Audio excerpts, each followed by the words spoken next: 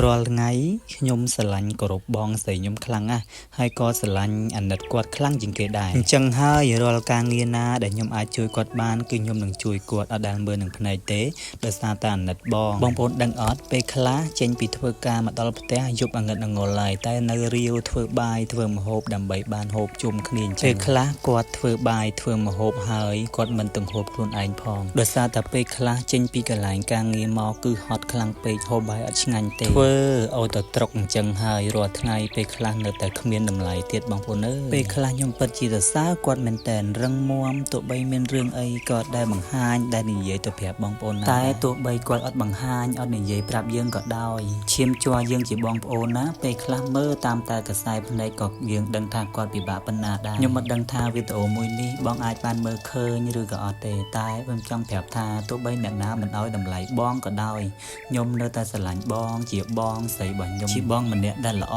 ជាបងម្នាក់ដែលនៅតាមតែពីក្រោយប្អូនលើកទឹកចិត្តជុំជ្រែងខ្ញុំក៏ពេលព្រលឹមឡើងពេលព្រឹកចេញពីផ្ទះទៅធ្វើការរៀងខ្លួនដូចគ្នាដល់ល្ងាចបានយើងចូលមកផ្ទះវិញដូចគ្នាអញ្ចឹងហើយរាល់ការងារណា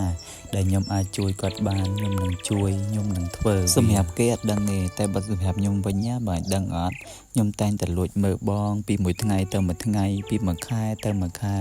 ឃើញបងរីកចម្រើនឃើញបងល្អខ្ញុំសប្បាយចិត្តមែនតើមកឥឡូវងាកមករៀបរាប់ជាមួយនឹងម្ហូបរបស់យើងវិញឈប់សេតទៀតហើយនឹងបានមុខម្ហូបមួយយ៉ាងគឺស្ងោរឆ្អឹងជំនីជ្រូកជាមួយនឹងតឡាចអញ្ចឹងទំនៀមទម្លាប់របស់ខ្ញុំមុននឹងស្ងោរគឺខ្ញុំធ្វើការរំលីង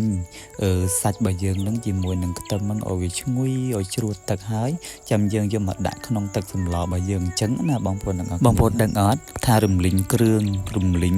បំពងខ្ទឹមឲ្យឈ្ងុយបែបហ្នឹងឃើញទេបាទខ្ទះវាឡើងឈ្ងុយហ្មងបងប្អូនអើយដាក់ទៅទឹកសម្លរបស់យើងឡើងឈ្ងុយហ្មងអញ្ចឹងបន្ទាប់ពីយើងដាក់សាច់របស់យើងចូលក្នុងទឹកសម្លរបស់យើងហើយទុកមកសន្ទុះយើងយកបន្លែរឹងរបស់យើងយកមកដាក់អញ្ចឹងណាបងប្អូនទាំងអស់គ្នាមានតឡាចមានការ៉ុតបន្តិចអញ្ចឹងបន្ទាប់មកយើងធ្វើការថែមភ្លើងវាឲ្យវាទឹកសឡរបស់យើងឆាប់ពុះឆាប់ផុយ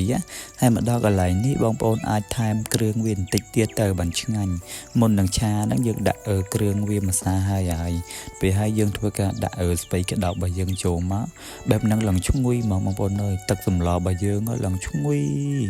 មានជាតិមិនគាត់តែបងស្លឹកខ្ទឹមហើយនឹងម្ទេសចូលទៅទឹកសម្លរបស់យើងឡើងឈ្ងុយប្រហើរផ្អើល3 4ភូមិបងប្អូនហើយលើសម្លរបស់យើងបានឆ្អិនហើយយើងធ្វើការដាក់បាយរបស់យើងចូលមកតាំងពីប្រើខ្ជុងបែបហ្នឹងយូរណាស់បងប្អូនហើយតម្រាំតែបានបាយមួយពេលហូបយូរមែនតើមិនដូចគេយើងក៏ដាក់ដាំបាយចោលលើចង្ក្រានយើងក៏ទៅធ្វើការងារផ្សេងលាងចានអីអញ្ចឹងទៅបន្ទាប់ពីដាក់បាយលើចង្ក្រានចោលហើយយើងធ្វើនេះធ្វើនោះបន្តិចសោះហ្នឹងតែមកផ្លែតបាយរបស់យើងពុះបាត់ទៅហើយអញ្ចឹងហើយវីដេអូនេះក៏ឈានជើងដល់ទីបញ្ចប់ដែរអរគុណមែនតើបងប្អូនទាំងអស់គ្នាសម្រាប់ស្រឡាញ់ចូលចិត្តខ្ញុំទស្សនាមើលរហូតអរគុណជម្រាបលាបាយបាយ